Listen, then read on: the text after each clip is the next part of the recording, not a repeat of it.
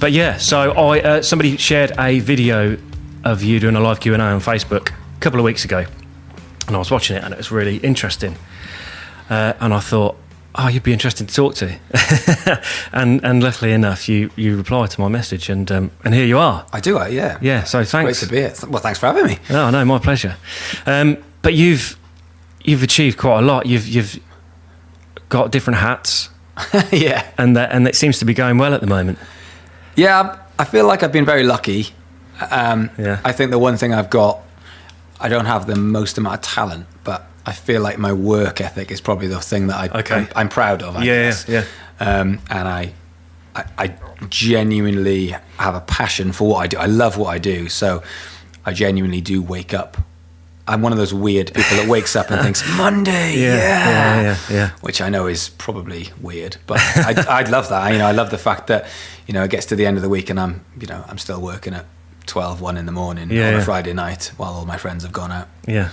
Weird, but I like it. That's good. I mean, that's the dream, really, isn't it? I mean, some people, I've spoken to people in the past that have picked a job based on how much they're not going to be there. Days off, finishing early, holidays, whatever. And I think, well, that's such a strange thing. I'm going to choose to do this based on how little I have to do it. Yeah, I think you get that quite a lot in business as well, where people will start their own business thinking if they're their own boss, they can pick and choose what they can do. Have days off. Absolutely, not realising that when you go down that route, then it's a lifestyle choice of you don't get days off. It's just one of those things. You are responsible for everything. So from when you wake up to when you go to sleep is your responsibility level. Yeah, so, yeah, that's it. And it's a difficult transition. I think I struggled a little bit in the initial stages of it, having that much freedom is nice, and you can slack. But then it doesn't take long of not doing what you should have, and then it bites you in the arse, and you think, okay, this is what happens. And it becomes addictive the other way around as well, where you start working on something and it starts to build. And then you start thinking, wow, if I can put a few more hours into this, and then that starts to grow, and then all of a sudden, it's like real life Sims. Yeah, it is. Yeah, you really see the effect of the positive and negative, and then it's down to you. Everything that happens, whether it's good or bad, it's absolutely your fault. Yeah, and I think that for the social media stuff that I do, I think that's probably the biggest message is taking control. As long as I've spent the last 20 years of my life dealing with musicians, in my case, and businesses a bit, but especially musicians. That want a career in music, and because they're constantly told why they can't have a career in music, by friends and maybe family or people that they know, all of a sudden when someone says, look, you can do this, however it's going to be immensely hard work, not technically, but it's going to be immensely hard work. If you're up for it, you can do it. What I really want is someone to get to 5 years, 10 years down the line, and if they haven't been successful, at least they've only got themselves to blame, rather than becoming bitter about the industry in quotation marks, as it were. Because it really, especially, I'm such a big believer in we are in the greatest time for being a musician. I think we're in the greatest time, because it's just evolution. I mean, it was only a few hundred years ago that kings were still chopping people's heads off. And now we're at a point now where you want any bit of information in the entire world. If you want to find out how tall Tom Cruise is, I can find that out on my phone in 20 seconds. Any bit of information in the world. That's it. You can contact people and you can talk to people anywhere in the world. You can take control now more than ever before. So we're in such an amazing time. It's just how you actually utilize those skills and the technology. That's it. That's so true. I mentioned it in a previous podcast with Charlotte Miles about learning and the process, and that we do have so much information at our fingertips because, well, one of the things that Louis C.K. said in an interview, he was saying that, like in The Matrix, where I think it's flying a helicopter and the character couldn't fly a helicopter, so they downloaded the information and they could. And he said, that's what it's like, except it's a library and it takes a bit longer. Absolutely. But you can learn anything. Some things are harder than others, but it's just time and practice. And, that really, that's quite powerful for me. That really worked. I thought, oh, yeah, I can. So instead of saying, oh, I can't do that, it's like, well, you can't do it yet. It's like if you're prepared to put the work in, sky's the limit. It wasn't that long ago where you'd leave school and that would be learning over and done with. And that would be that. Whereas, if you hadn't pretty much grasped French by the time you'd left school, unless you went to live in France for some reason, on the whole, that'd be the end of your French. Whereas now, like 30 quid, download an app, which is going to be an extensive probably free really, but extensive. Well, I've used an app called Duolingo, really good app. Yeah, that's free. And the way it teaches you is quite innovative as well, and it's supposed to be faster and only requires 10 to 15 minutes a day. There you go, and there's 20 or 30 languages on there. It's crazy, isn't it? And then that evolution, because all of a sudden you're learning and evolving, and then kids are evolving, and it goes round and round. So that the world is evolving faster and faster and faster and faster. I was literally reading an interview this morning about Elon Musk saying about the 5 jobs that he feels will be gone within the next 5 to 10 years. One was an airline pilot. He said that's going to be out very soon. The other one was lorry driver. He just said it's going to be lorry drivers because everything's just going to be automated. And whilst that's both terrifying and exciting at the same time, but just shows the evolution, how fast it is. We are as musicians. For me as a musician and helping musicians, I just think it's so inspiring to look at the things that you can achieve that even 10 years ago, let alone 20 years ago. I mean, if you could go back in time 40 years and say to the music industry and say, it's much harder in the year 2007, they'd punch you in the face. They'd be like, are you kidding me? We have a choice of getting in a tour bus and touring around the country again and again and again and again and again and again. The only difference between now and then is they did actually have venues and people would go out to gigs, which was a bonus. But if you could give those guys the stuff that we have now, God, it'd be scary. That's it. But then I suppose, if you are a musician at the moment, you don't have that experience of not having all those things at your fingertips. It's just a different way of approaching it. But I mean, it's created a global community, which does mean you can reach more people and faster. And find out more. If you need to find the head of a record label, you can probably do it. And I do think one thing it has done is it's created so many options that now people don't really know where to start, or they spread themselves too thin, or they get a bit lazy.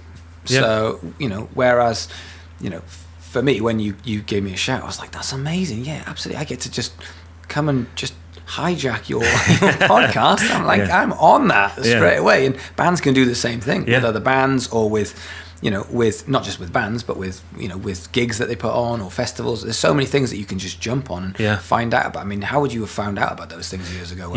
Nowadays, a bit of a Twitter search, sorted. It's done. It's all right there. So you're a musician, amongst other things. You're a bassist? I am a bassist. Play other instruments or just the bass?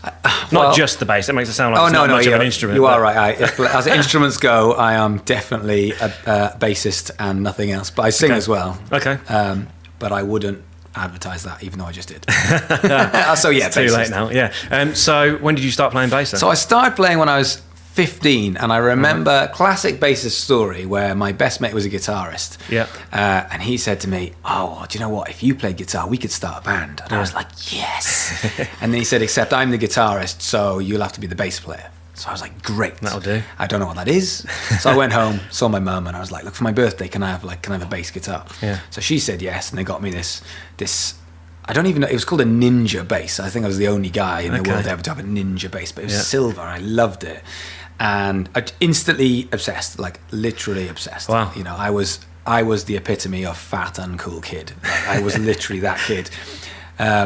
Just sat in my room playing bass, being obsessed with it. The one thing in my favour was, as is still the case today, is there's such a lack of bass players in the world that you can join a band almost instantly, purely because you're that needed. That the guitarist will say, we'll take him, we'll just have to train him. You're like, when you're in school and they have you're playing football or rugby or whatever, and you start picking the teams, and it gets to the last guys, and you go, we'll have him, and you can have them too. Like those two literally add up to one. And I was that kid as the bass player. But obsessed, in bands, and then all of a sudden you start understanding. I mean, for me, being in a band, and then the band started doing well. My background is I did my GCSEs. I failed all of my GCSEs. Yeah, okay. Went home. My mother went mad, and she made me resit the entire year. So all my friends went off to do sixth form, and I had to sit back a year, and I redid all my GCSEs, and I failed all of them. So I passed one. Yeah, consistently bad. Yeah. So I got 1 at that point. So I was thinking, well, my mum thought I was going to be a lawyer. Probably not. No. And so I went to do a performing arts course, which was, local kind of classic musician. I don't know what to do. I'll be a musician. I remember saying to my mum, "Don't worry, I've got a plan. I'm going to be a rock star." And the look on her face. That's not a plan. So yeah, I did that, enjoyed that. And then I got into a band which started to do quite well. And we got signed to a singles deal. We put out a single that did quite well, and we got signed to a major, which was very exciting. But then we got shelved, so we waited and waited and waited. Nothing happened, and we got dropped off the label. Okay. So whilst I know loads and loads of people that their bands have taken off and done really well, there's a lot more of them the bands get signed and then nothing happens. Yeah. And you wait, and all of a sudden you're thinking, I've been told by everyone that we're going to be this massive band and everything's going to work out, and I'm just waiting for someone to press that button, and then it doesn't happen. And all of a sudden, I was 19 years old, and my career had literally started and failed at the same time. Yeah. And I just thought, well, I don't know what to do. So I remember thinking, well, I have to make money. So I went to work in a shampoo factory, and I lasted about 3 hours before I just thought, I can't do this. This is awful. My job was polishing the top of shampoo bottles all day. And I just thought, this isn't for me. So I put the shampoo bottle down, I left. And I just thought, I have no idea how the music industry works, even though I've been signed. Yeah. But I do know that it's the only one thing I can do is play bass. Yeah. So I'm just going to have to figure it out. And I think I left where I'm from in Swansea. I moved to Guildford. And I just thought, the only thing I've got in my favour is I feel like I'll work hard. And I think even today, that's, I look at people's talent, and I look at their skill set, and I look at what people have in their arsenal, and I feel very insecure about that. And I think the only one thing I've got is I'll just have to work harder than you.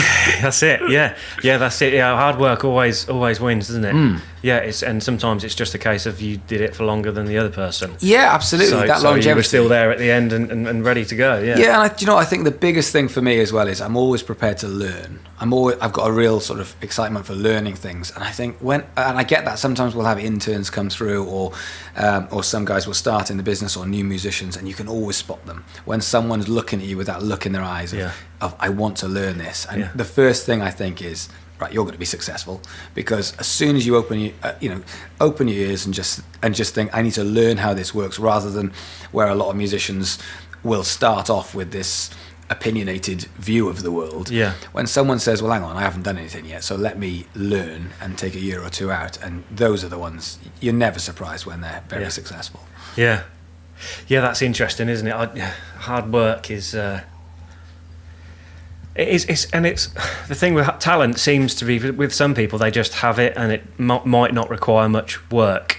Whereas hard work, anyone can do that, regardless of talent level. Yeah. If you're not currently somebody that works hard, you can be. Absolutely. You just have because you can't say to someone, be more talented. Yeah. Why aren't you just better? Just be better. Yeah. So, but one thing you can do is, I find one of the inspiring things when I'm talking to bands is, if something's not working because the songs aren't good enough, or because it doesn't look good enough, or because it doesn't sound good enough, or it's not tight enough, that's the best bit. That's easy. That is just, we just need to learn. We just need to get better, get more experience. There's other things in life which are technically much, much harder to fix. But when something's just not good enough, if bands prepared to put that, if they're inherently lazy, then it's like, well, I can't really fix that. Yeah. But if someone is prepared to put the work in and learn and do the drivey bit because they're ambitious, then making a band better. That's I've seen Bill and Ted. They just go away, get better, and come back. Yeah, easy. So when you initially played bass, you were already playing guitar. Or you weren't playing anything? No, I couldn't play anything. So you weren't musical? No, I still don't think I am. In the band I've been playing in for the last 8 years, I still feel like I am the least musical in that band. They all play lots of instruments and constantly talking about theory. My theory is terrible. I just know how to. I know how to make the guitarist and the drummer sound good, if that makes sense. That's my role is.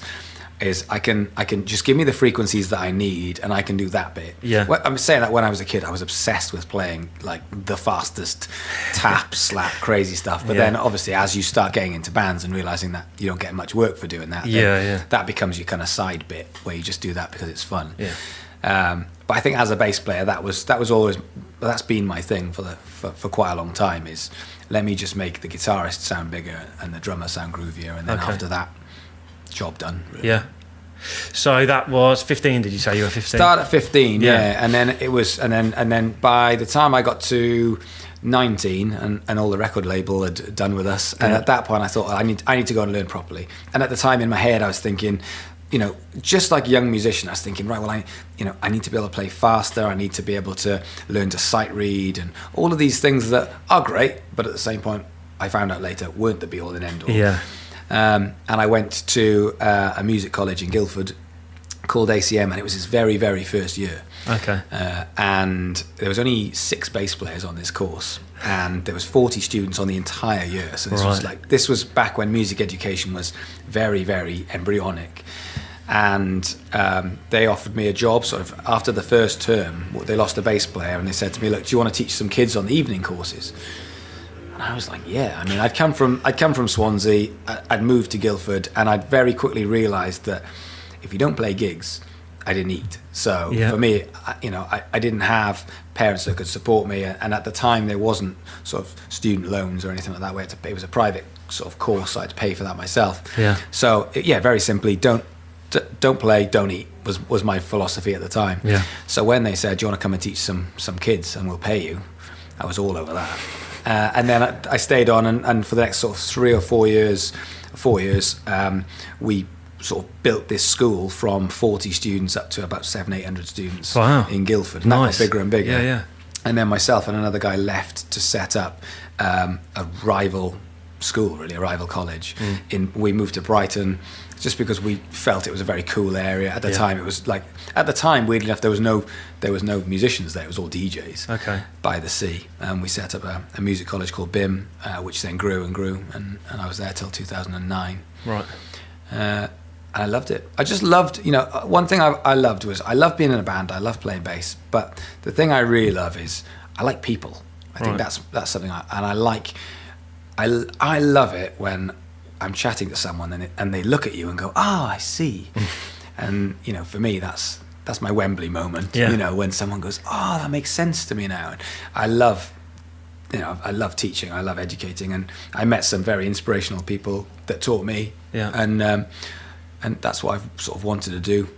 Even now with the social media, it's all about just interacting with musicians and trying to help them and get them to take their things to the next level, and just trying to organise themselves a bit better. Because, I mean, you'll know this a lot, but we deal with creatives, and so creatives have got such incredible skills on one side of their brain, and then on the other side of the brain, you are literally banging your head against a brick wall. And so I see my job as keeping the creative skills going, but helping them with the organising skills and letting them do what they do best, which is create and build and inspire people and play great music.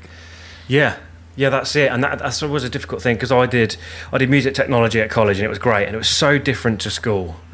You called your teacher by their first name, you wore your own clothes, and you were being creative all day. Yeah. And it was fantastic. I mean, I didn't particularly do well at music at school, mainly because we were playing really old music that I didn't really enjoy. I wanted to play new stuff.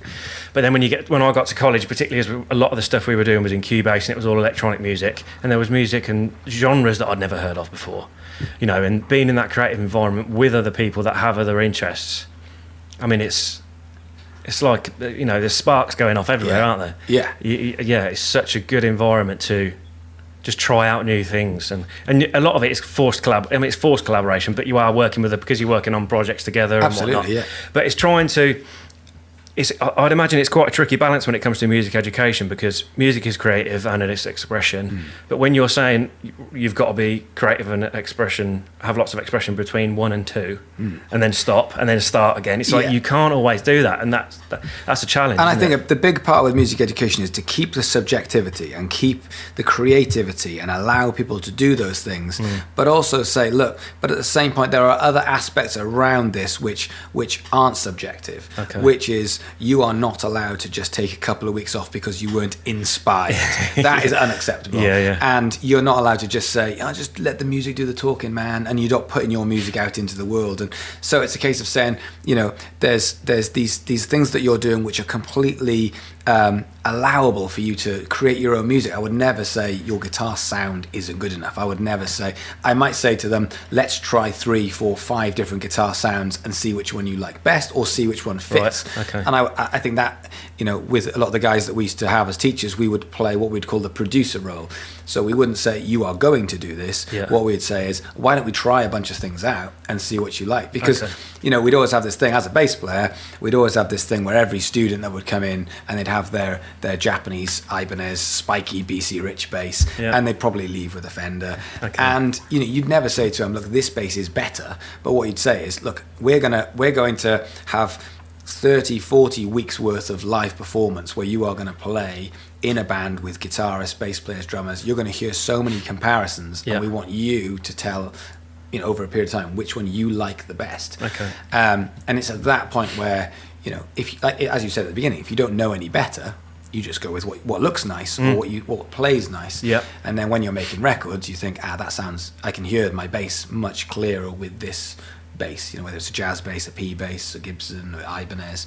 And then it's the choices that you're making because you're giving them that. So I think a big part of music education is playing the producer role of giving them these options, but also allowing them to be creative, but not allowing them to just get away with murder when it comes to the promoting of themselves and developing and building of themselves.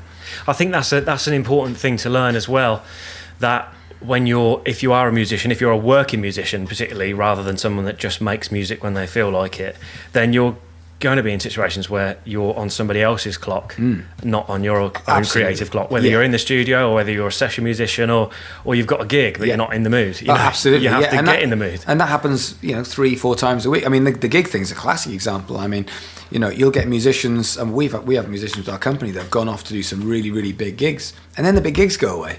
And then all of a sudden they've got to come back, and all of a sudden you've gone from playing to 20, 30, 40, 50,000 people to playing to 40 people for a birthday party. And it's so easy to become bitter about it. But, one thing I think is really important is a career isn't 5 years. I think musicians, when they leave college, they're thinking about the next year or 2 years or their band. But if you look at a career as a musician, if you leave college at 20, 21, 22, and by the time you retire, 65, 70, you're looking at 45, 50 years. So you're developing skills that need to be sort of polished for 50 years worth of work. And I think when you think like that, when musicians think about a career span of 50 years, they're probably going to make different decisions than if they're thinking about the next 6 months or 12 months. That's it. Sometimes it's difficult to see that it is an arc, it is a curve, it's a learning curve, and your career will take different directions. It's same as starting a business. Starting this place, it's tough for a year, 2 years, 5 years, but hopefully this will be around for 50 years. So if it takes 10 years for it to get where I want to, but it lasts 50, then that's absolutely fine. And because you think like that, that's what will happen. Well, hopefully, that's it. I mean, if you want immediate payoffs, then perhaps music isn't necessarily the right thing. I don't know. Well, I'm sure there are people that have got that, that have got where they wanted to immediately, but I'd argue maybe that's a rarity. I mean, crazy rarity. I mean, and we live in a time where, because of TV, and you look at the X Factor and The Voice and stuff, we live in a time where I look at those things and I really enjoy. I mean, I don't really get to watch them because I'm out gigging, but on the times that I do see X Factor, I enjoy it. Because I think of it as TV first and foremost, and then they try and whittle that into the industry. And at that point, we all scratch our heads and go, "Oh no, I don't want to buy it. I just wanted to watch you on TV." But they do a really, really good job, and the psychology behind the show is incredibly clever. They've refined it over 15 years of doing it. Yeah. But but we are living in a society where people think that they can queue up and get a yes or no answer. Yeah. And that's why you have what I call permission. This kind of permission to join the music industry, which I get 50, 60 messages a day on my Facebook from musicians.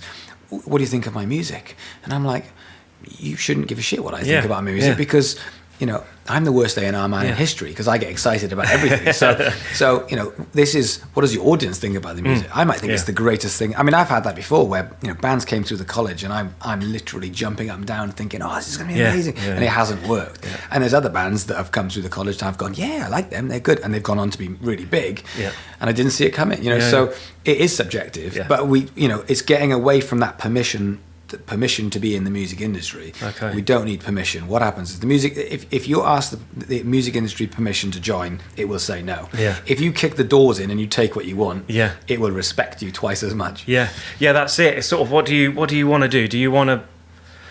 Are you trying to please other people? Yeah, because that's a different type of music than I'm making an album. Absolutely. See what happens. And we live in a time where so many people are focusing the wrong way because they're focusing on trying to get in front of record labels.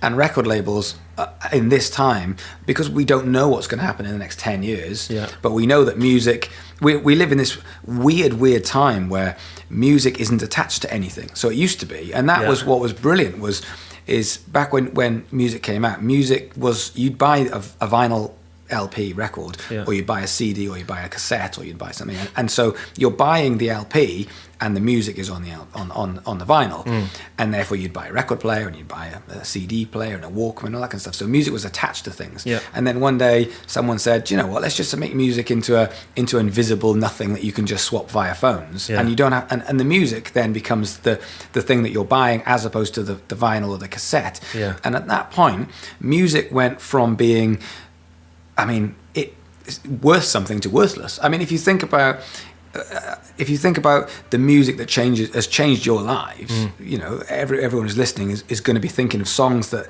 when they were 15, 16, music that literally changed their lives. So for me, it was Enter Sandman. I was in a pool hall with my mate who was the guitarist, and we were playing pool, and he had a massive big projector screen, and Enter Sandman came on MTV back in the day when MTV was music as opposed to pregnant 16-year-olds. And at that point, we just stood there like mouths open. Yeah. We were like, this is unbelievable. Like, this sounds the biggest thing that we've ever heard in our lives. And instantly we were like, that's what we want to do for the rest of our life. It changed my life. That song and that moment changed my entire life. Yeah. That piece of music is priceless to my life. It's completely priceless. How much would I physically pay for it? Nothing.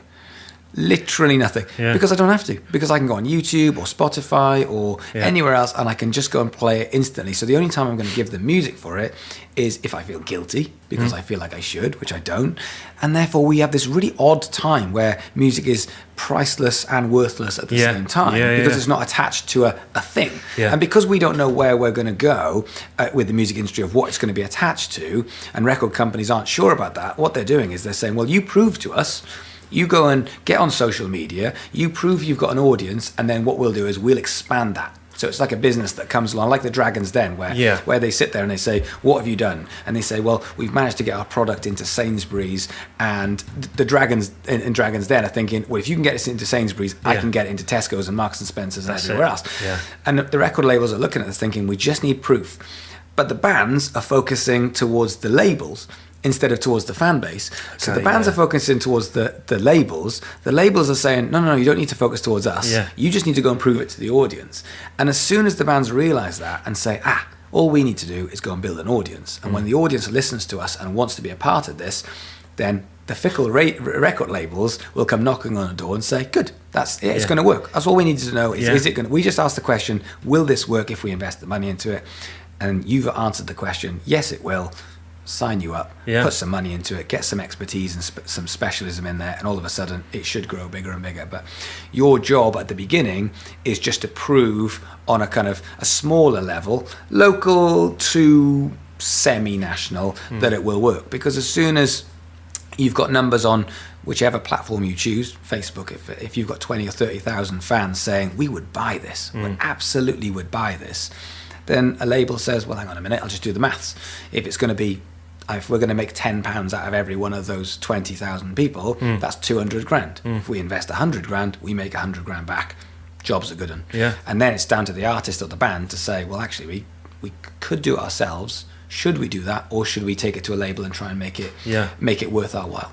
So that's an interesting point. So because I'm unsure, probably because I don't know enough information about it, but how relevant record companies are now and will be in the future, because I suspect it's not as much as they used to be. No, and do you know, what's very interesting with this is it comes to just leverage and what's worthwhile. So there will always be a place for a record label who can offer something to a band or an artist. Right. So if for example I've got 20,000 people on my Facebook all saying I will buy your record, and therefore I could make, for example, £10 off each one, and therefore I could make 200 grand, but I could invest 100 and I could make 100. Yep. And if a record label comes along and says, well, actually, wait a minute, we think we can actually sell 500,000 and after invested 100,000, so there's going to be 400,000, so therefore you'll get this much money. Yeah. You know, these are very basic way of looking at it, but then a record label is very worthwhile because you know, a major label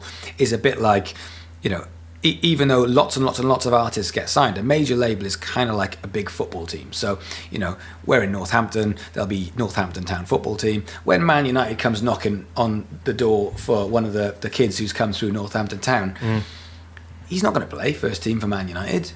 Is he going to sign? Yeah. Of course he is, because of Man United. Yeah. So, you know, when Sony comes knocking on your door, it's very difficult to say no. Yeah. And you can still get so much out of being signed. I mean, one thing for me is I didn't keep my eyes or ears open. So I just thought, oh, they'll sort this stuff out. Whereas I could have learned loads. And now I see artists that come through the system that get signed up to a major label, and they build in popularity over a short period of time, and then all of a sudden they get dropped off the label, but they've got a fan base and a name. Right. And at that point, there's uproar. Oh my God, they got dropped. How could they do that? They just spit you out the other end. And I'm the opposite. I'm thinking, you've just won the lottery, my friend. You've just had a bunch of money pumped into you. Yeah. The record label has used you, spat you out, and you've got 100,000 people on your Facebook who love you, and they've gone, ugh, don't want that anymore. Yeah.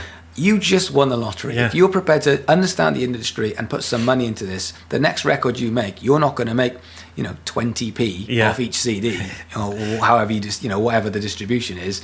You're going to make all of it. Yeah. It's, you know, so it's a different way of looking at it, and that's why we are in a time now where musicians and artists need to understand the music industry, and it is a lot simpler than people think. People think it's very complicated, but each aspect of the music industry is broken down very, very simply. And what it comes down to is, do you have the fan base that are prepared to buy a T-shirt, merchandise, whatever form of music you put out, whether it's iTunes, whether it's a CD. CDs are a funny thing, because if I was in a band now, an unsigned band from Northampton, and I wanted to actually get my music out there, I absolutely would make CDs, because I think of it as merch. Okay, you know, so mugs, T-shirts, CDs, it's the same thing. So I had this thing the other day where a friend of mine sent me a message saying, "What's your address? I've got a present for you." And I was like, "Oh, that's lovely." Nice. And he sent, next day, parcel arrived, I opened it up, it's a CD. And I was like, "What? That's so nice. Rob's bought me what a lovely thing to do." I was walking into the office with the CD. I sat down. I brought up Spotify. The band's called Blackberry Smoke. I typed it into Spotify, and I pressed enter, and the band started playing. And I'm looking at the CD whilst I'm playing the music. Because the CD then isn't the music. The CD is a possession that Rob's bought me, and I'm really thankful for it. And I want to keep it. It means something to me. Tangible product, isn't it? Absolutely. And when you go out on tour and you're selling 10, 20, 30 CDs, you're not selling it because people want to listen to the music. You're selling it because people want something of yours to take home from that night. And so, I've done that. Gone to gigs and bought a CD, but I don't think I own a CD player. So, but I want to support them, and I perhaps didn't want to get a T-shirt, didn't like the design or whatever. I thought, I'll buy a CD. That's good. It's a good way of supporting. Exactly. And so you can still attach music to things and make money from it, which I think is really exciting. So, you know, one thing I would say for bands is a lot of bands try and monetize everything. Right. And so they try and monetize the merch, they try and monetize the music, they try and monetize the gigs, they try and, like, everything's money. How can we make more money? And I think the best strategy is to give and give and give and funnel it into a thing, whether that's going to be music or merch or live tickets or whatever it's going to be. But rather than trying to monetize everything, you monetize one or two things, and everything is a loss leader. And an example of that is, I get lots of questions about touring. How is a band going to leave this city and go to another city because the venues are all closing down? They haven't got any money. Yeah. They're going to pay us 30 to 50 quid, or they're going to pay us 10% of the door sales or whatever it is, and they might even take 10% or 20% of the merch. And how are we possibly supposed to make that work? And when we go out on tour, we lose money.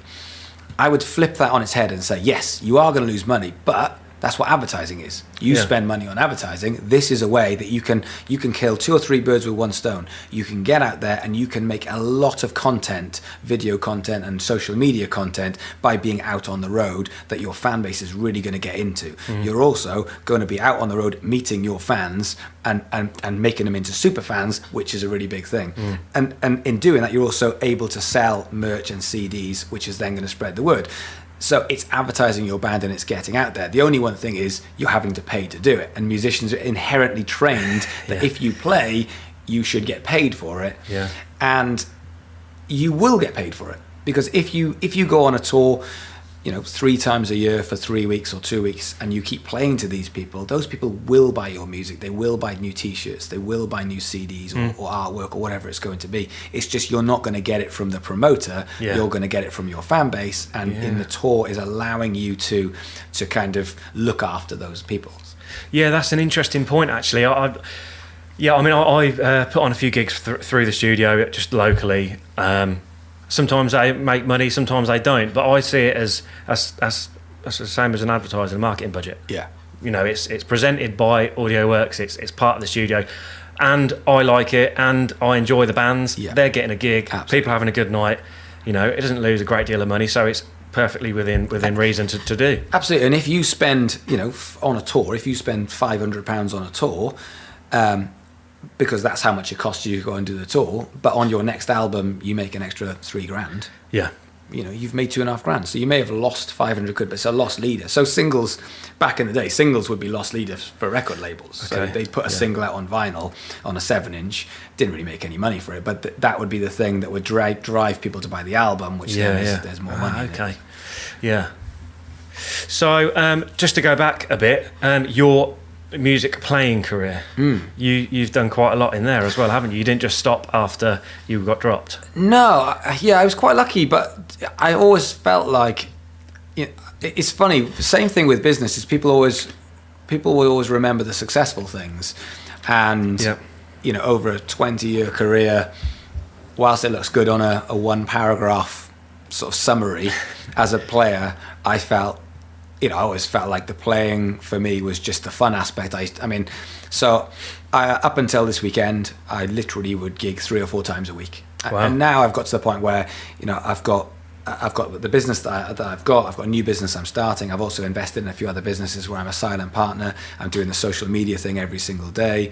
I was gigging 3 or 4 times a week. Something had to give, and for the last couple of months I've been pulling myself out, and this weekend was the last weekend. So for the last 20 years I've gigged 3 or 4 times a week. Wow. Yeah. And so you're looking at probably 2,000 gigs, of which 7 of them are probably on a piece of paper. Okay. But I think that is part and parcel of being a musician. I think if you're going to be gigging every week, you're going to get lots of other offers, and some of them would be great and some of them aren't. I mean, for me, because I was building BIM and because I've always loved business, so I couldn't just go off on tour for 3 months because it was just unrealistic. As soon as you do that, everything that you leave behind stops for a certain amount of time. Yeah. Or it's harder to run for a certain amount of time. Yeah. So I was quite lucky. I played with some really cool people, and a few highlight reels. But I do think that whilst there's been those highlights, and I remember the biggest gig for me, I stood on stage. It was Hyde Park, and it was like 150,000 people. Wow. And I tell a story a lot, but it was 150,000 people, and the sun was going down, and I was thinking at the time it was the biggest gig that the country had put on at the time. And Nebworth came and eclipsed it. But at the time, 150,000 was the biggest gig that this country had kind of done of its type. And 3 days later, I was playing in a social club to about 6 people. And I was thinking to myself, could my life get any worse? And at that moment, as I was thinking that, it was basically the bar staff and about 4 other people. And this lady just walked up, and I thought she was going to request a song. So I kind of leant in, and she just said, "Can you just stop playing because the bingo's about to come on?" And I just thought, yeah, I can. Yeah. So, and I think, that's, to me, summed up my life as a musician. It's like, it's just ups and downs. One minute I'm doing something and I'm in the studio and I'm thinking, oh my God, I'm in the studio and I'm on a record, and the next week I'm playing a birthday party. Even to the point where about a year ago we played St. James's Park in Newcastle. There was 40,000 people, and that was in the day. And in the evening we played to a birthday party to about 35 people. And it was hard because I wanted to say to everyone, I've literally just played a stadium today. But you just have to go, that's life on the road. That's life as a musician. I think if you can take those ups and downs, then because not everyone is cut out to be a musician. Just like when I was growing up, the thing I really wanted to do, other than I wanted to be John Bon Jovi or John Lennon, what I really wanted to do was I wanted to be a rugby player. I come from Wales. All my friends were played rugby. We all played rugby, and I don't know if anyone's seen a picture of me, a video of me, but I'm not exactly the strongest human being in the world. You might be really quick. Yeah, but I'd be killed instantly. And the realization when you just think, I can't do that. It's not. I haven't got it in me to be able to do that. And I think. It's just the awareness that I just went, I'll do something else instead. Same thing with me. I didn't want to go on tour all over the world. I loved the idea of it. When I dipped my toe in the water, it wasn't for me. And I think when it comes to being a musician, you have those ups and downs. As long as you can take that, as long as you can take the fact that you're not going to be getting in till 3 or 4 in the morning, 2-3 times a week. You might not see your friends or your family or your loved ones for weeks on end. If you can take that, great. But it does take its toll. Not that I'm not complaining because I've loved it, but I think for me, business was the area of trying to juggle, and it's both weird as well because one's so creative and the other one's while it is creative, they don't quite go hand in hand, do they? No, be a musician and build businesses. You have to approach it differently, don't you? What band were you playing with in Hyde Park? So this was back in the day where we did this. They did this kind of Monsters of Rock festival, and it was like a Prince's Trust thing. And it basically there was a bunch of prehistoric kind of the biggest bands in the world that played, and then there was a guy called Steve Balsamore who was tipped to be the biggest artist. He was going to be, so it was kind of the stars of tomorrow meets the stars of yesterday kind of thing. And then for like 2 weeks beforehand, what they did was they put us in to these kind of rehearsal rooms to perform and play with a lot of these artists. So you'd literally be Eric Clapton or Alanis Morissette, or I remember just sat there. And all of a sudden, you turn around and on the drums is Taylor Hawkins, and you're like, "Oh, cool! I know this guy." It's totally normal. Totally normal. So and for me that was amazing, and but surreal. It's very surreal. So, but it was great. And just walked out on stage and 150, and I'd been doing like TV interviews, and I remember sat there talking to Trevor McDonald. And thinking, this is the highlight of my life. Oh, Trevor. T. McD asking me questions. And that was amazing. I love doing that. But, again, for me, it was like, I don't think, because they weren't there to see me, and being a bass player as well, the guy who stands at the back a lot of the time. So it was just a nice ride. It was just something good. But I never felt like I was in control. And I think for me, that was the key. I didn't feel like I could control even my career because when you're not the artist can say, the album went really well, I'm going to go and take a year out. And as the musician, you can't do that.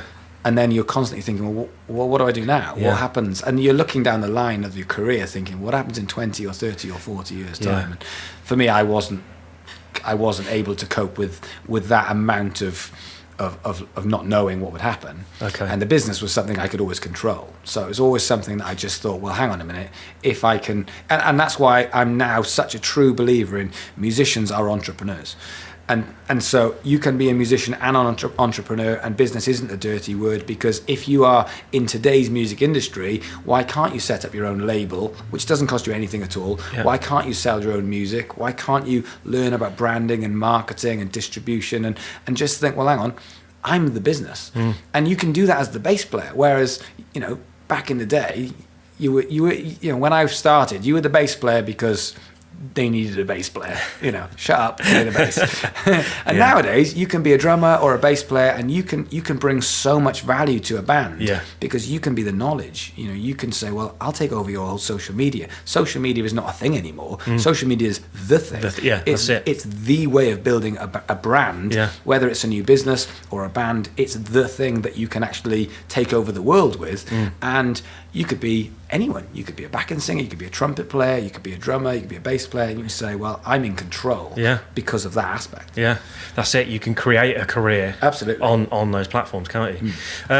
Which band were you playing with in the pub after that Hyde Park gig? It was a band called Undercover. Classic. Nice. Yeah, and it was MIDI file backing tracks. I mean, looking back, it was hideous. But that's another interesting thing actually, is because when I first went to Guildford, there was this, look, if you don't play gigs, you don't eat. It was as simple as that. I'd love to say, I got into a band and we started making loads of money. But for me, I come from a background of a bunch of failures to start my career, and it was the best thing that ever happened to me. And that's why now I find it amazing that I want musicians to put out their stuff. I want them to put out more content, and they're such perfectionists about their content, and it's too slow because of that. And when you dig down into it, a lot of that is a fear of failure or a fear of being judged. And for me personally, I've had some great successes, but I've had so many failures, and I'll continue to have so many more failures as long as in amongst them there's a couple of diamonds that are successes, that I'll be fine. And the idea of being scared of failure, if everything gets taken away from me tomorrow, this is just a computer game to me. Tomorrow I just start again. So if the business goes bankrupt, if my arm gets chopped off and I can't play guitar anymore, it will just be a new problem to solve, and it'll be like, right, start again. That's it. And, we're on a new level. Yeah, I mean, you always have. Yeah, I don't particularly fear failure.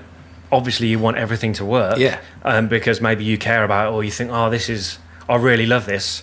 Hopefully other people are going to hear it or see it or read it and love it as much as I do. That would be fantastic. And sometimes it doesn't hit. I've had a few projects that I thought were brilliant. That sounds a bit arrogant, but it was involving really good musicians who I loved. And it was a new perspective, but just didn't work. And isn't it really funny? Because the stuff that you really think is going to take off doesn't. Yeah. And the stuff that you think, I'll give it a go, and all of a sudden it really takes off. Yeah, out of nowhere. There must be some weird psychology in there somewhere. Yeah. You have to just stop caring about anything. Absolutely. And then it all works. I say that so much. It's so weird. It's when, people have this thing where they care so much, and I'm like, I know this sounds really weird, but isn't it really weird that the bands that come through that just go, I don't really care, and all of a sudden you're like, how did you get to that point? And the musicians like myself who sat there for 8 hours a day playing guitar, working hard, and I'm thinking, why is this not working for me? It's like, maybe I cared too much. Maybe in a weird psychological way. Maybe I put too much pressure on myself. Maybe because I put so much pressure on my musicianship, the music needed to take some kind of musicality type route that wasn't sort of favoured for the time or the style or the country that we live in. Either way, I think I've had that with businesses and bands where I've put too much pressure because I wanted it so much and it hasn't worked. And other things I look back and just thought, I suppose that worked because I was just quite happy. If it worked, it worked. If it didn't, and therefore I probably took more risks. Because my brain was saying, well, what's the worst that's going to happen? What are you going to do? Lose it? You take a few more risks, and all of a sudden it starts to pick up. And psychology. I don't know. I love that stuff. It's weird, isn't it? Yeah, I'd love to go into that a bit more with a bit of research. But it's It's difficult to know when you should persevere with something that's not working and when you should let it go. That's the bit when you should let it go. Yeah. You know, I've definitely had businesses where I've just gone, I can get this, I can make it work. And when I look back, I just thought, I lost a lot of time, effort, and money on keeping it going. So, and you know, I say this to bands quite a lot, which is, you know, when you're looking around at your band and, you know, I talk to people that say, I'm just driving this forward and I'm really trying to make this work. And the other guys in the band, they're not into this as much as I am. Yeah. And it's a really harsh thing that nobody wants to say. You got to leave. You got to quit. You've either got to leave the band or you've got to sack someone, because this is hard enough. With all the noise, as you pointed out, this is hard enough when you've got 3, 4, 5 people in a band who are all pulling in the same direction. If someone's pulling you against you, like, you know, you're like the strong man pulling the truck. Yeah. So it's like you've got an anchor down, haven't you? Absolutely. Imagine if someone just put a handbrake on. Yeah. It's like, well, it's hard enough without that. Yeah. You don't need the handbrake on. Yeah. So, you know, it's really harsh. But if you're looking at your band thinking, oh, this guy's slowing us down, it's harsh. And you know, I say this a lot, but when it comes to loyalty, you want to be loyal. But what you don't want to do is you don't want to look back at your career and think, I would have made it except for that guy or that girl. Because as soon as you do that, then it's still your career. Yeah. So you've got that excuse, she slowed me down. But at the same point, you're still going, yeah, but I still didn't get the career that I wanted. Yeah. So, you know, when you're in a band, and it's so hard because you're in a band and you're mates together, but you have to be able to say to someone, look, the choices are, you either want this as much as us or you don't. If you want it, prove it. If you can't, that's fine. You know, I talked to a guy from a band the other day, and he's taken on three jobs, and he's like, I've got my morning job, which is cleaning, and in the afternoon he was doing something else, and evening he does some teaching just to keep him busy because he lives in London. It's really expensive. Yeah. He's like, how do I fit the band in? And I was like, you don't. Yeah. You don't, and it's harsh because you want the answer, but there isn't an answer. You know, a lot of people come to me for answers, and I'm quite prepared to be brutal and be honest, but sometimes you just got to say, you want an answer that isn't there. The answer is you either have to find a job which will work around it, you have to sacrifice everything and sleep on sofas, or you have to quit the band, because you can't you cannot get up at 6 a.m. and work until 9 p.m. and then expect to do everything else that I'm doing in 24 hours. You've got an hour to 2 hours when you get home.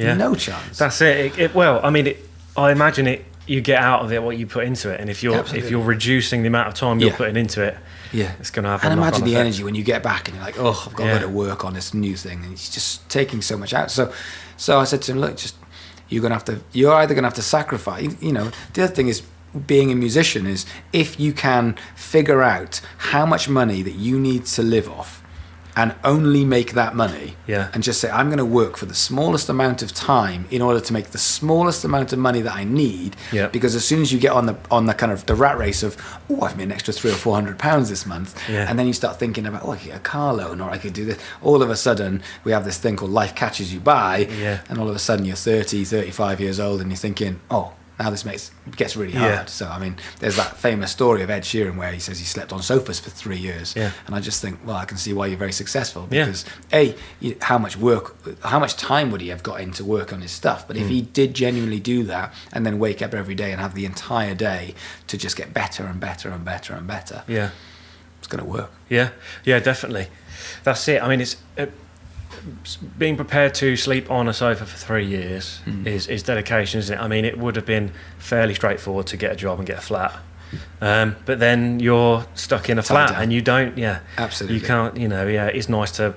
That happens all the time with you know, we see 25 to 35 bands a week coming in here, so inevitably a lot of them split up, and it's, you know, it's mortgages, it's cars, it's careers.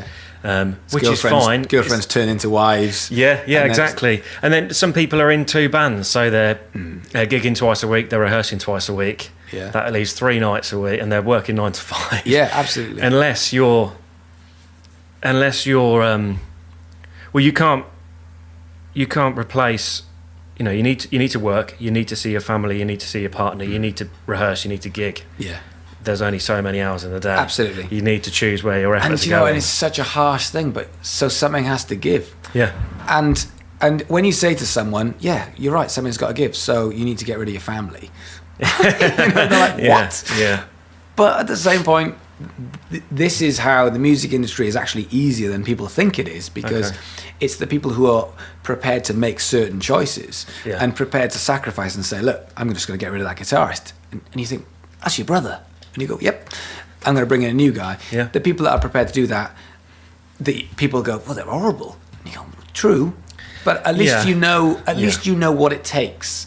You know, when you're not prepared to make the sacrifices. If you just say, "Well, unfortunately, that's my lot. I have to make this much money because we've taken on this size of the mortgage because we've got kids and we've got that," then all of a sudden you think, "Well, that's fine." But as long as you understand the choices, everyone's got choices. You know, if I wanted to, I could downsize where I live. I could sell my car and I could buy a different car. I could sell, or you know. And here's a big thing: musicians are always telling me they haven't got enough money to go and do photo shoots, video shoots, and go in the studio and record. Yeah.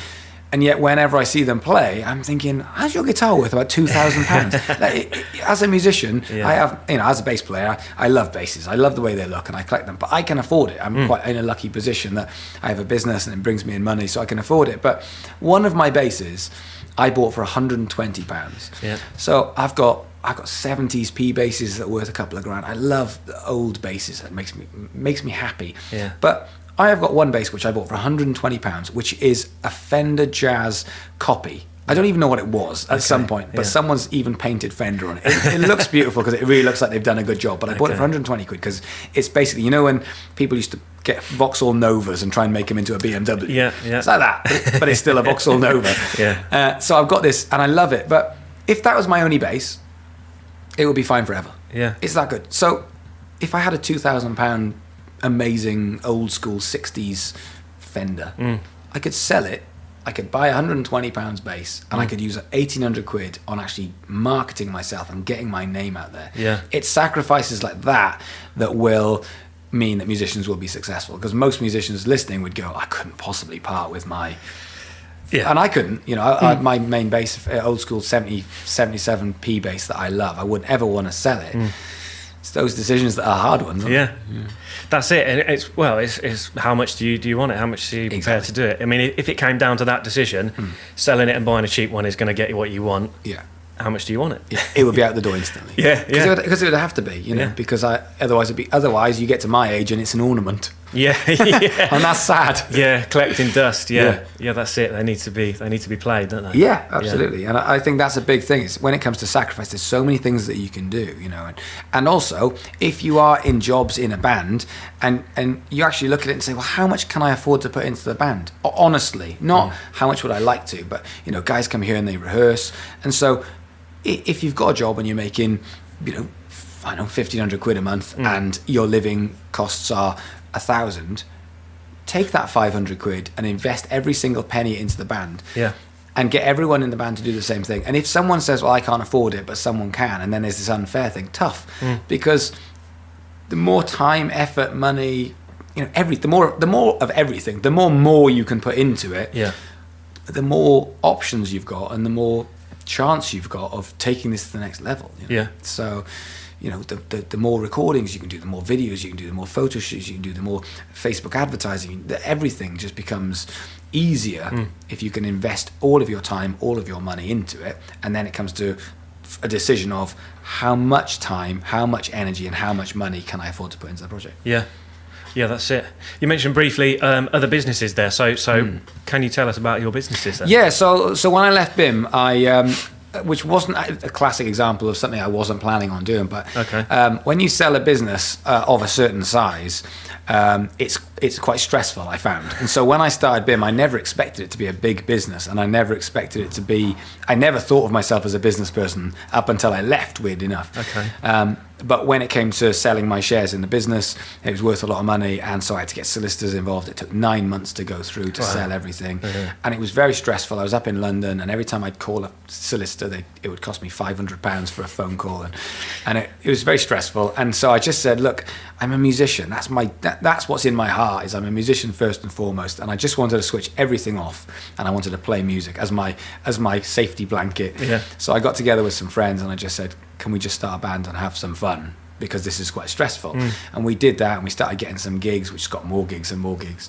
And because of the background of training musicians and working with musicians and ex-students, an agency that we worked with said, we need more bands. How would you feel about putting some bands together for us? Which I did. And that turned into a management company. And again, it was never meant to grow, but I just said, yeah, I'll make you 3 bands and you can just run with those. And then we managed them, we bought all their gear for them. And then that 3 turned into 5, which turned into 10, 15, 20. And we started going up north into different areas. And now we've got 30 bands all over the country, and it's all commercial bands. It's all just, it's all for working musicians so that they can concentrate on what they love to do and not have to worry about the admin side of everything. They can just turn up on a Saturday, play some guitar, go away again, get paid. It's not for everybody, but for some people who don't want to think about it, they just want to turn up, play, go away again. It's a nice, simple option if you've gone through college and you don't want to work in a co-op. No offense to the co-op. But that's one, and I invested into the agency that we use, because we were with the agent. We didn't get the gigs. The agency gets the gigs. Okay. So we were exclusive to that agency. So I invested into that, and now I've started another because my passion has always been education, and I'm loving the social media side of what I'm doing. So I've basically started a new music school, but for kids, or not for kids, but for hobbyists. Okay. So for people that don't want to take this full time, but people that have just bought their first guitar, or someone who wants to learn how to sing or play bass or drums. And that was the first thing I ever did. Was I built a part-time school at the ACM, and I loved it. It's one of the things I'm the most proud of. So I've just started that, and I'd like to be able to incorporate and take that into different cities and different towns across the country. So get one right, and then expand it and see how that works. And it might fail, but it might not. I don't know. And then the main thing I'm doing is I'm trying, because I've spent the last however many years building businesses, I realized about a year ago that social media wasn't something that was an added extra. It wasn't advertising, marketing, and social media. Social media becomes the business, effectively. It's how people perceive your business. It's PR, it's advertising, it's marketing, it's everything. So I just thought, wow, if I'm going to be doing this for the next 30 years of my life, I need to understand this more so than just, it's just a Facebook page or it's just a YouTube page. So I have quite an addictive personality, but I dove in, I know what the word is, and I just, from the moment I woke up until the moment I went to sleep, I immersed myself in a bits of social media. And the more I did it, the more I realized how brilliant it is and how much I could learn about it. And so the last 9 months have basically been helping musicians whilst building social media. And for my own goal, which is the more I learn about social media, the more I can help to build my business and help other musicians and grow my own brand, as it were.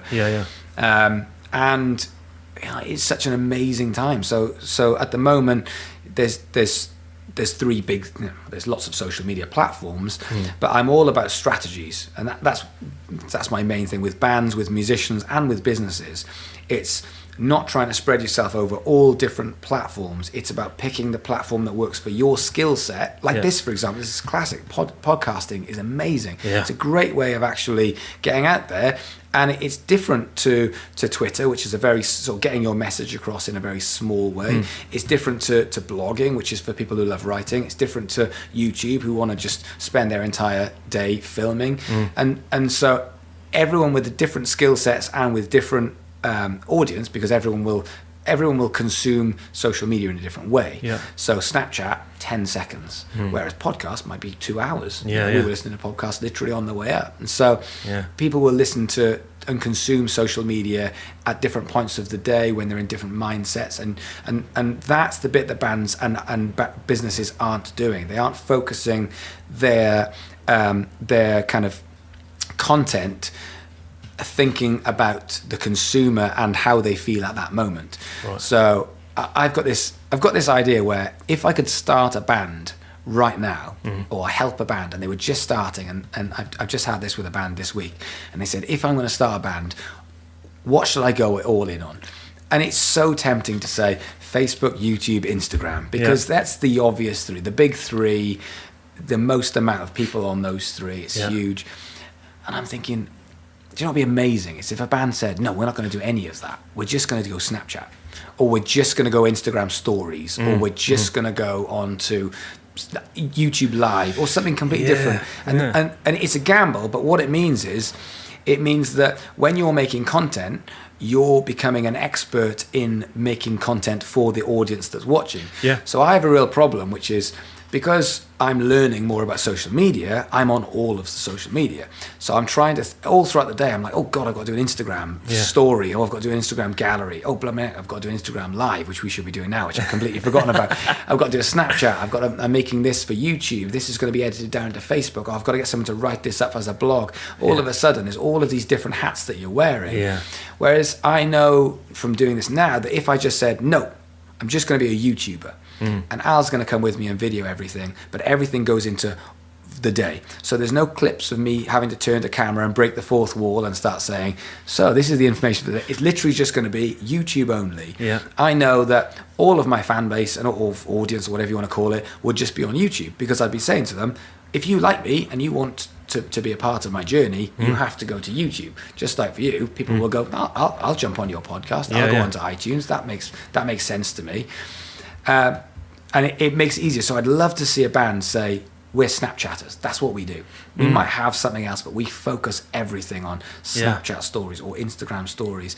And we're all in. And the reason why that would work is because as soon as we're chatting, I'm saying, do you have Snapchat? And you say, I haven't. You say, you've got to get on Snapchat and you've got to add me. Yeah. Every conversation, on my email, Snapchat. On my, on my business card, Snapchat. Everything is Snapchat. And I'm constantly I'm focusing everything on getting the entire world into one place, as opposed to come and choose and all of a sudden I've got 500 on one and 1,000 on another and 5,000 on another and that concentrated effort. And like you say, it's not a great idea to post exactly the same post to all the different media platforms. So inevitably, if somebody only follows you on Facebook, they're not going to see any of the other stuff. But if you're just on one place, everyone knows where to get all of it from, rather than just bits. It's very difficult as well, because you will get people that will follow you on everything. Yeah. So you'll get these super fans that will just say, "Oh, I loved what you did on Snapchat today," and and they'll message you on Instagram. Meanwhile, they'll like a Facebook status. So that's why you can't spread everything across. But at the same point, if you don't spread everything across, then like you said, then 5,000 people are going to see your Facebook and not see everything else. So you've got this constant battle of, oh, that was really good. I really want people to see that, and therefore you have this, what I call these kind of pillars, where what you're doing is you're making lots of content. Like, this content's brilliant, because what you've got here is you've got one massive bit of content which you can then edit down into lots of smaller bits of content, which could then go on Instagram. It could go on to Medium if you wanted to build up Medium. And the way I would do that is, because your time is so valuable, you haven't got time to do all this, so you'd go onto something like Fiverr.com or Upwork, where you can it's a bit like eBay for self-employed workers, as it were, and you could just say, look, here's a link to the video on YouTube. I want you to go and write that up into a blog form, and then you'll pay them a $5 and they'll go and do it, and then that goes on Medium. And so everything gets kind of edited down into different formats. So effectively, you've got the same content wrapped up into different packages, parcels. Yeah, that's interesting. Medium, I've not come across that. I'm gonna write that down. And there's so many as well, because there's Musical LY, which is more for kids, so that wouldn't be your market. But a band will come along, which is for a younger audience. And they'll say, we're going to do everything on Musical LY, and I guarantee they'll make it successful, because no one's done it properly yet. And because there's less noise on Musical LY or Musical.ly, if a band gets it right, they'll win. And because there are stars on Musical LY that I've not heard of and you've not heard of, that are making lots and lots of money because they've got 5 million Musical.ly followers. And therefore they're branding to that market. So you get this kind of influencer marketing. So, for example, Instagram stories and Snapchat is the most direct way. So if you're on Snapchat and you message me, not only is it's not even text, it's you literally looking into my face saying, come down for an open day or whatever it's going to be. And I'm literally getting that straight to my face. Yeah. So yeah, that's interesting. Different mediums of contacting people, which is why video is more effective, isn't it? Because it's somebody looking in your eye. absolutely. And so what bands do is they tend to go, well, we need to do Instagram and Facebook and YouTube because those are the big ones. And there is a big argument for that. But you are now in the world of noise, as it were. Whereas if you can jump onto some of these smaller markets, these smaller places, and at the same point really go all in on them, I still think a band could do really well just doing Snapchat alone. Yeah, I'd be interested to see that. Yeah, because they could do whole stories of 10 seconds of whole rehearsals. They could blog the entire day, and they would have 3, 4, 5 people in the band saying, every day our job is to tell 10 people, get on Snapchat, here's our Snapchat. And so we have a target of 10 to 20 people a day joining our Snapchat. In a year's time, you got 35,000 people who've joined your Snapchat. And then you send a message going, who wants the album? 35,000 people have a phone a foot in front of their face saying, who wants the album? Yeah.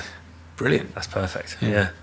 So are you looking for somebody or you just think that's a good idea? I think that's a great idea. You're not actually looking for a band to do it with you sort of thing? No, I mean, one thing that with all the stuff that I'm doing is I love coming up with these strategies and then giving them out to bands and seeing what happens. I did a video about 6 months ago, and it was called "I Saved the Music Industry," because I just thought that was an egotistical thing to say. And my idea, which I still think would work, I feel like we are in a time. This has been tried before in the past, but we are in a time at the moment because music is not attached to anything, and because content is now so important to people.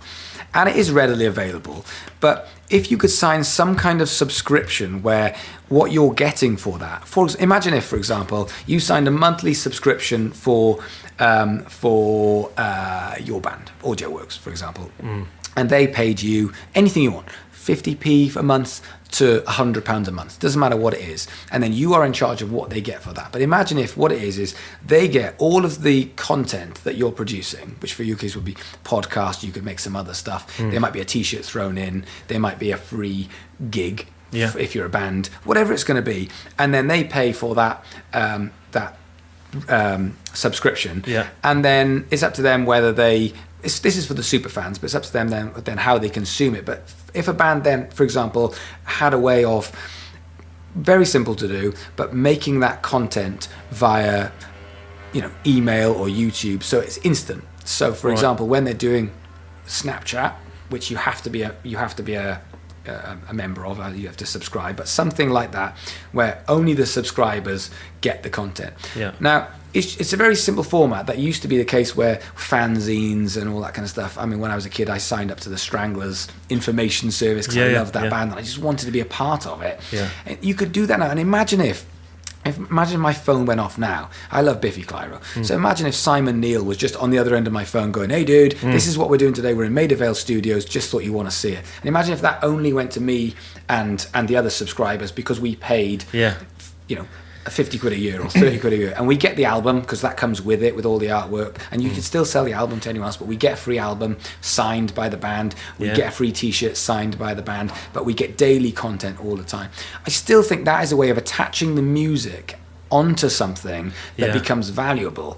The only thing then is how you make it, because it wouldn't be, piracy wouldn't be the issue, because it's more about getting daily content all the time. It would just be the vehicle of how you get that content to you without it just going worldwide. But there's loads you can have. It could go on YouTube as a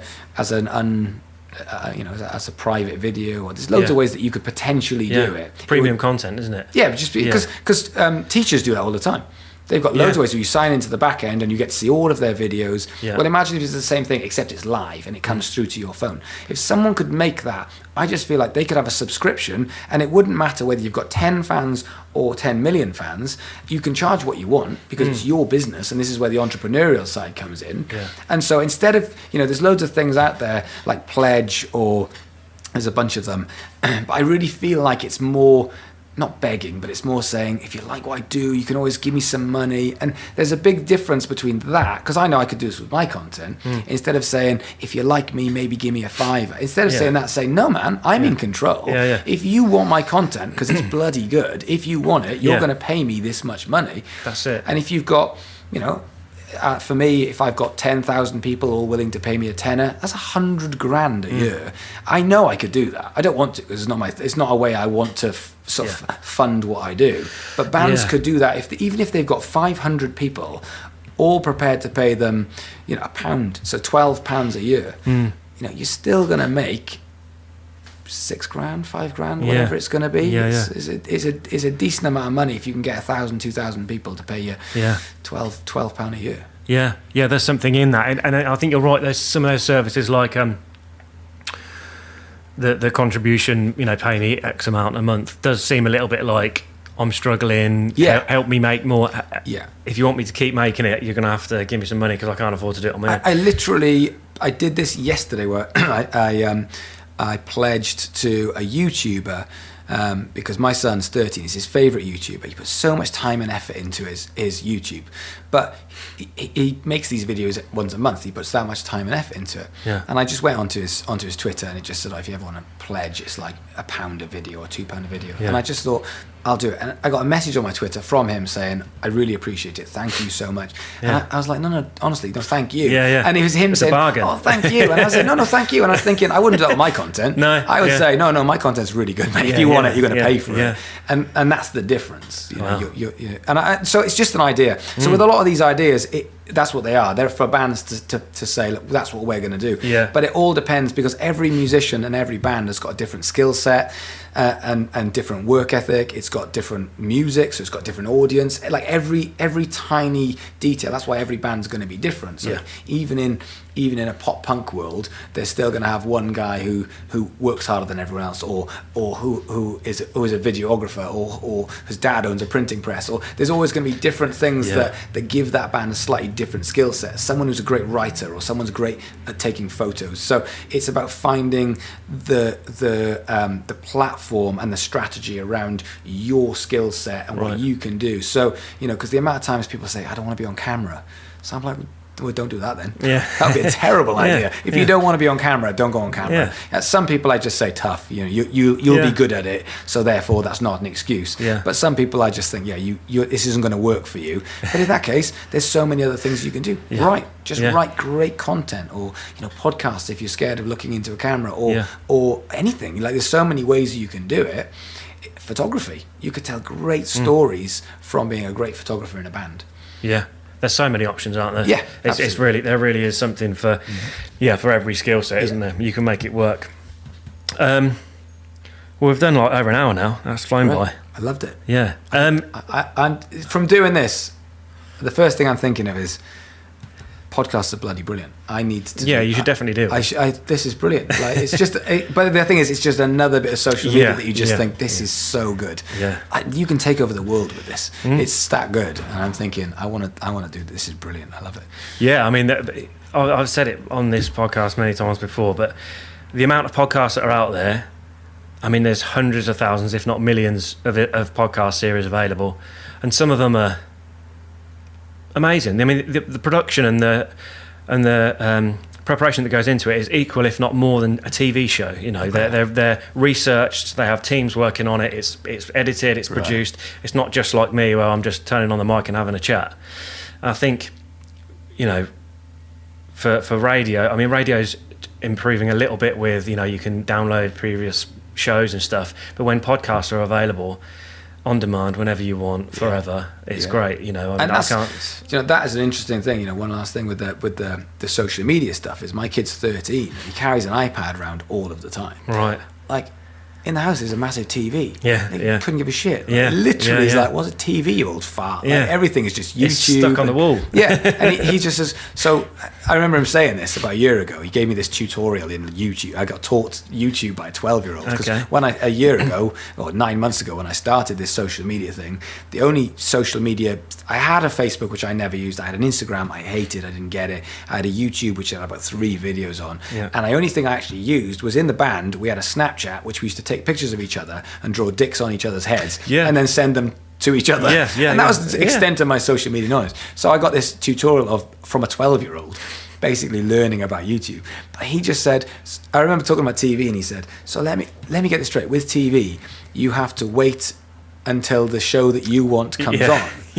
He's like, why would I do that? And I'm like, oh, and that's just what happens. And he was looking at me like, but I can just get it instantly on my iPad. And I was like, you mean there wasn't on demand? And he was like, I was like, when you put it like that, I get it. Yeah, it seems a bit like, we're listening to it on the wireless. Yeah, you know, absolutely. Like, yeah, that's it. There are people growing up now that have never had to buy the TV Times. Yeah, the TV Times, absolutely. Yeah, the Christmas TV Times. Yeah, they don't have that excitement of going through and checking off everything you're going to watch. Yeah, seeing when Superman 3's on.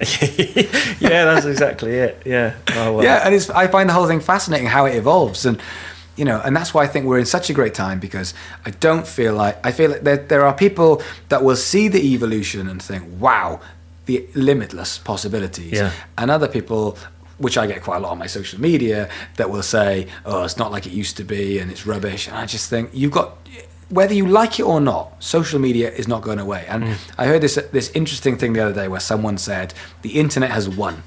Whether you like it or not, shops that we see on the high street will not be there for too much longer. Yeah. They're all closing down.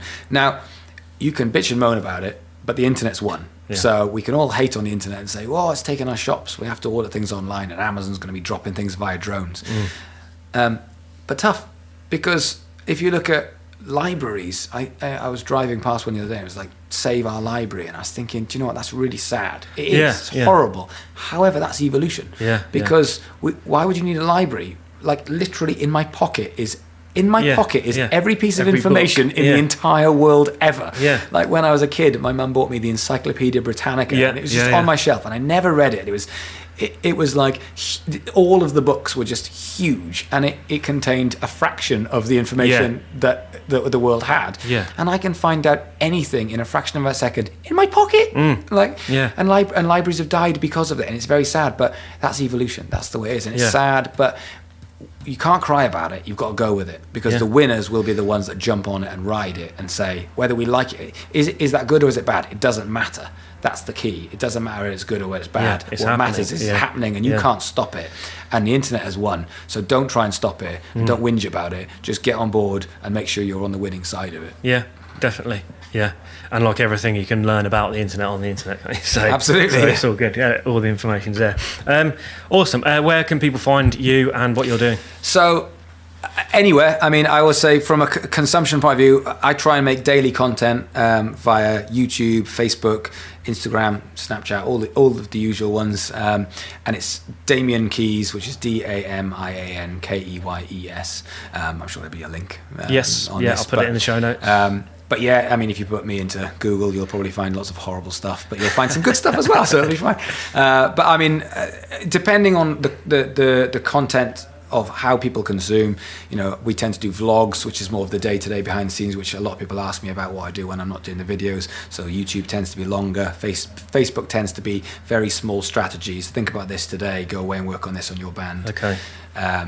You know, Instagram, even smaller strategies, and just my day-to-day stories and the odd live bit. I do a live Q&A on Facebook Live every Wednesday at 7:00. So I love it when people come and ask me questions, because that's what this is about. This is about, you know, I love learning, and so I'm constantly meeting with guys in the music industry and other musicians and taking stuff in, and so then to be able to impart that, you know, like I was with a music industry lawyer a couple of months back, and it was such great information. So to be able to then, when people ask me questions, to say, "Oh, I learned this. I know this happened." Yeah. So, but you know, anywhere online you'll find me, and no excuses. No. Well, thank you very much for your time. It's much appreciated. Oh, thank you so much for having me, and for all the bands out there, you know, collabs like this, for example.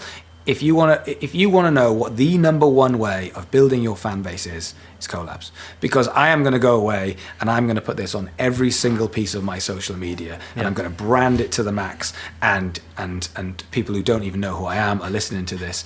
And this idea of a collab, you know, if you've got 3 hours a night, sit there and just go and collab bands, go and collab musicians, songwriters, and just say, you, me, cup of tea, we need to get together and we need to do something, and put it out on our own social media. It's the fastest way to grow. Brilliant. So thanks. Thank you very much. Loved it.